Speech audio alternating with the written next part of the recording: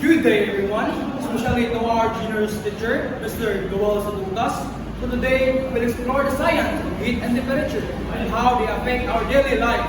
I'm Philip John Aliagao. I'm Christian Mergao. I'm Jan Howard Pulikit. I'm Jasper Gamantingan. And we are Group 7. So our topic today is temperature and heat. So let's begin our discussion.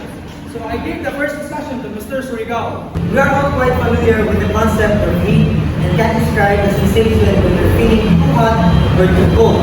But understanding what things like heat and temperature really are, first we need to fundamentally understand them. So first, let's start with temperature. If I were to ask you to describe the temperature outside today, you might say that the temperature outside today is hot due to its weather being sunny. But in science, we need to quantify everything. And when I say quantify, it means to measure it with numbers. So saying something like the weather outside today is hot isn't enough. We want to be able to say how hot or how cold with numbers. But that begs the question, what is it that the temperature is measuring? So the temperature is measuring the amount of heat energy available in a body or system. And heat energy is related to the average kinetic energy of atoms and molecules. And since all matter, solid, liquid, gas, is composed of continuously moving atoms, this produces kinetic energy. When something produces kinetic energy, it also produces heat energy. And these particles move in different ways. They move from side-to-side motion or translational motion. They move from they rotate, or the particles rotate. They move in rotational motion. And also lastly, they vibrate, vibrational motion. So these different ways produces kinetic energy. When something produces kinetic energy, again, they produce heat energy.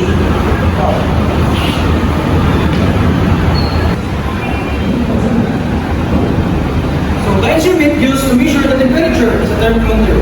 The first thermometer. Thermal means heat in Greek, hence the name thermometer, and was first created by Galileo Galilei, the father of science, in 1602. So there are three scales to measure the temperature. First, the Celsius scale, Fahrenheit scale, Kelvin scale. So first, the Celsius scale, the most common scale, also known as a centigrade scale. According to the scale, is a Swedish astronomer named Anders Celsius in 1741. So the reason it is called centigrade because if you look at the thermometer, the space between is divided into 100 equal parts. And the word centigrade comes from two words, which is centi and gradus. Centi means 100, just like a century, 100 years. And gradus, a Latin word, means degrees. Hence the name centigrade. However, it is now called Celsius thermometer in order of the man who first suggested the scale, which is Anders Celsius. Next up is the Fahrenheit scale. This scale is mostly used in the English-speaking countries, and it is popular in the United States. So the measurement of this scale is different from the Celsius scale. In Celsius scale, water boils 100 degrees, while in Fahrenheit, the boiling point of water is 212. So, and the freezing point in the Celsius scale is 0, while in Fahrenheit it is 32.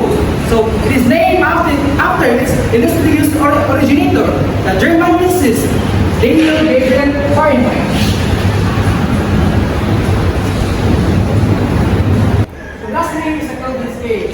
The temperature scale favored by the scientists named after the Scottish physicist Lord William Thomson Kelvin.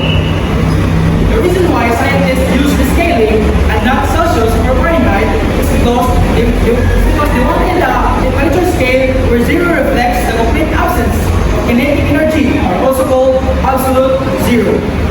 So in Celsius absolute zero corresponds to negative 273.15 degrees Celsius, while in Fahrenheit it is negative 459.58 degrees Fahrenheit. Next, we will tackle all about heat. If you touch a hot stove, energy enters your hand because the stove is warmer than your hand. And if you touch a block of ice, however, energy transfers from your hand into the cold rock. That's why the ice melts faster when you hold it. So why is that? Because heat is a form of energy which flows from higher temperature to lower temperature.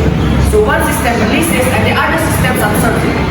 The thermal transfer will continue until both systems has equal temperature, also called as thermal equilibrium.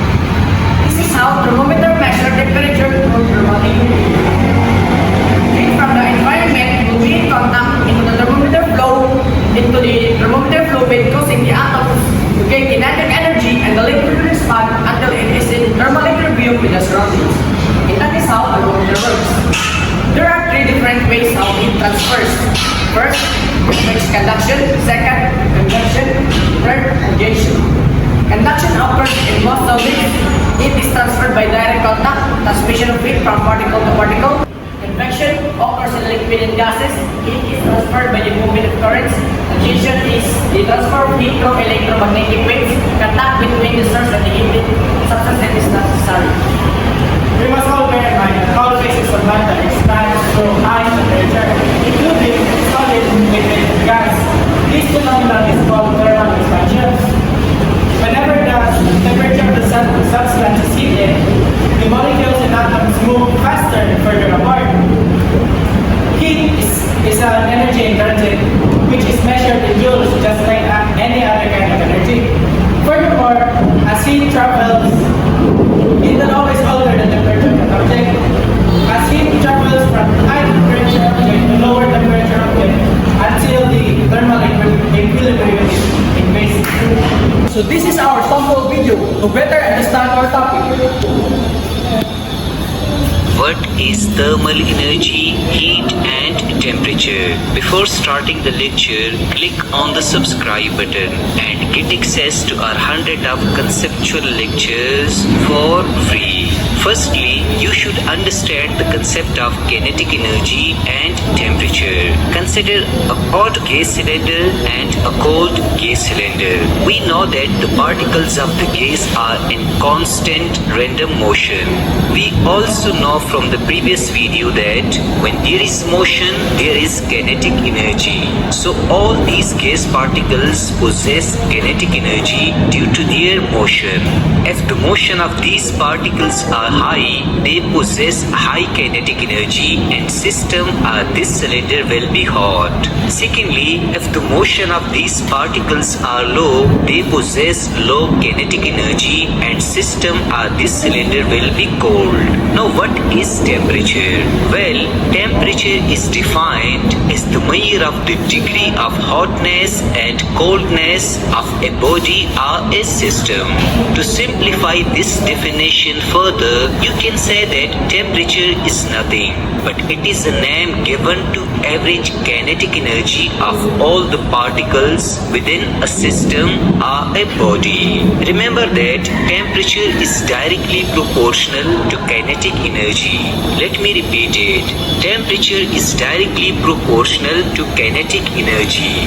Now let me ask you, why the temperature of this hot object is high? Your answer will be, it is because the gas particles within this cylinder possess high kinetic energy due to high motion or velocity. We know that temperature is directly proportional to kinetic energy. High kinetic energy means high temperature. Hence the temperature of this system is high. Secondly, if I ask you why the temperature of this cold object is low, well, your answer will be, it is because the gas particles within this cylinder possess low kinetic energy due to slow motion or velocity. We know that temperature is directly proportional to kinetic energy.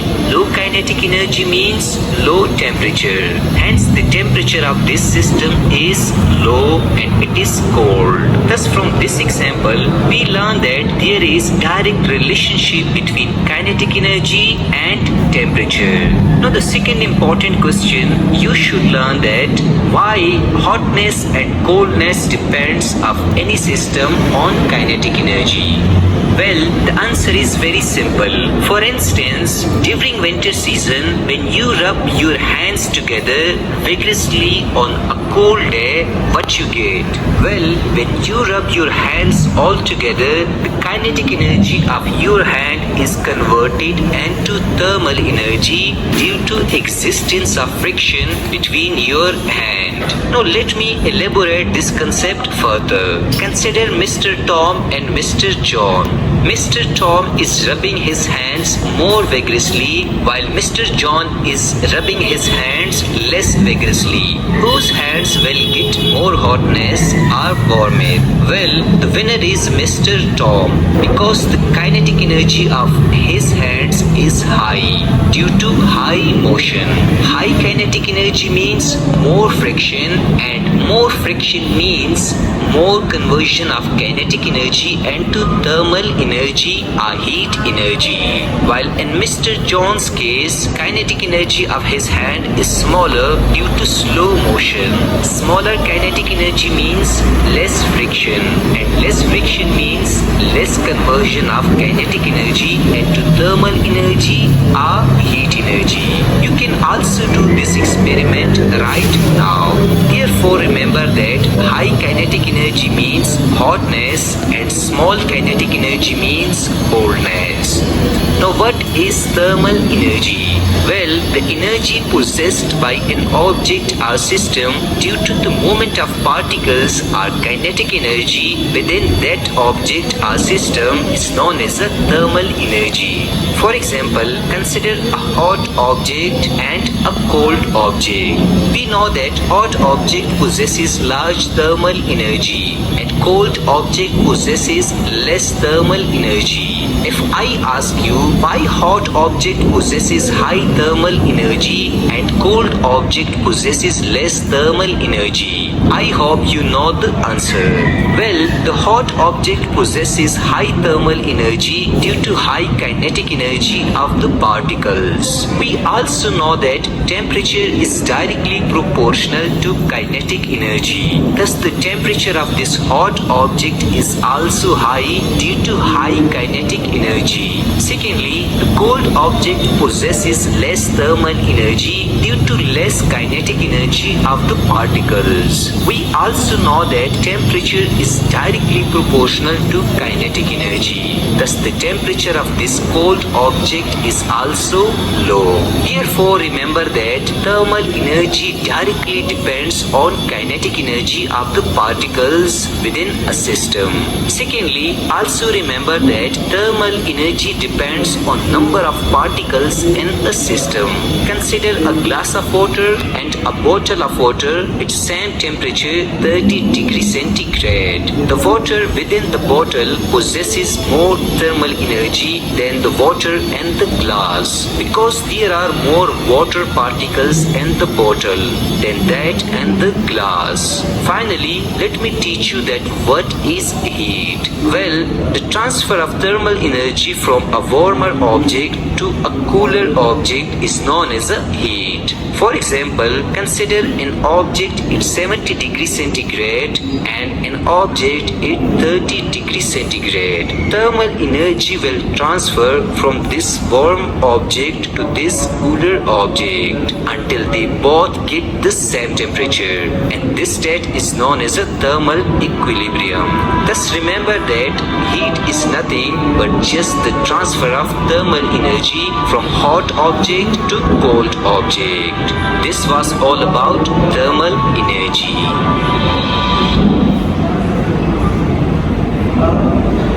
So now let's proceed to our experiment, which is entitled Hot Metal Spoon in Water. So the materials these are spoon, lighter, and a cup full of water at room temperature. So first is we need to heat the spoon to 3 to 5 minutes. Tell it it's hot.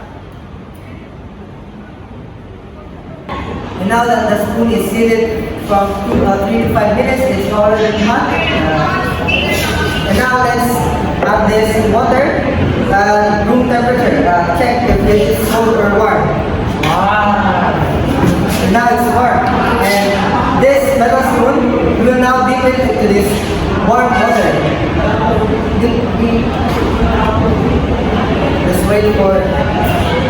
So after how many seconds, you now see the results. Please put your hands again. So what can you say about the temperature of the water? Temperature of the water is hotter. The temperature of the water increased behind that is because when the metal spoon was heated earlier, the energy from the fire transferred its energy to the metal spoon to a process called radiation. And when the hot metal spoon was dipped into the water at room temperature, it transferred its energy to the water to a process called induction, causing the spoon to cool to prevent the water to warm. And that is how thermal equilibrium works. So now, let's proceed to the second experiment. So have you ever wondered why a balloon without water pops when exposed to heat, while a balloon with water does not? So let's find out. So heat capacity is the number of heat units required to raise the temperature by 1 degree. So now, let's expose a balloon without water to heat. So it popped, and the balloon with water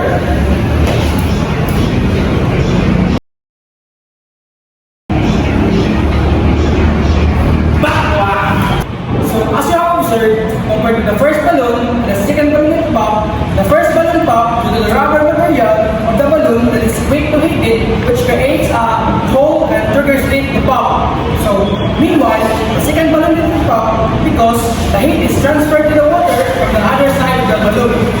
This is because of the high specific heat capacity of the water. The water has high specific capacity compared to